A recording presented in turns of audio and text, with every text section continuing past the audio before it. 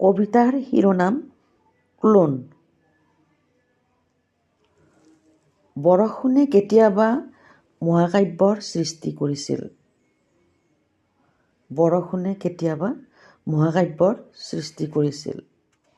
সজীৱ সজীৱ শাওণৰ পথাৰখন এটি ৰঙা জীয়া হৈ পিতাইৰ নাঙলৰ যুঁৱলিত পাখি মেলি বহিছিল।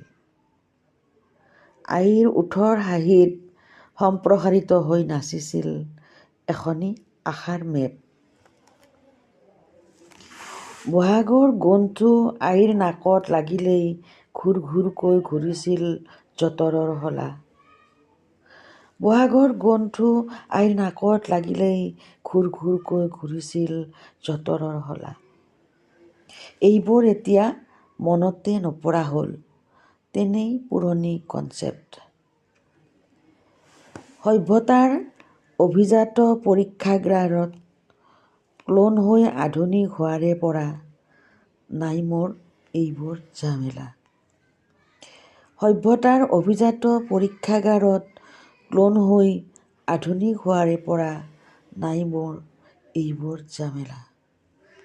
চিন্তন মননৰ একো প্ৰয়োজন নাই, যেন এক বাৰ্বি অথবা চীনামাটিৰ পুতলা। চিন্তন মননৰ একো প্ৰয়োজন নাই, যেন এক বাৰ্বি অথবা চীনামাটিৰ পুতলা। অসুখীয়া পিতাই হাল বাব নোৱাৰিলেও নাই, কণ্ট্ৰলৰ দোকানত এটকীয়া অথবা ফ্ৰী চাউলৰতো অভাৱ নাই।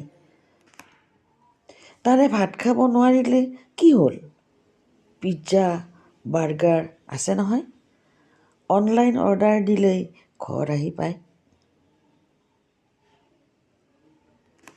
কিয় চাই থাকিম আউটডেটেড বৰষুণ অথবা যুঁৱলিত ৰঙা জীয়াৰ নাচ? কিয় চাই থাকিম আউটডেটেড বৰষুণ অথবা যুঁৱলিত ৰঙা জীয়াৰ নাচ?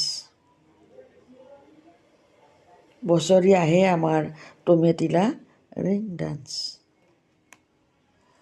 আহক বা নাহক বহাগ, ঘূৰক বা নুঘূৰক যঁতৰৰ শলা।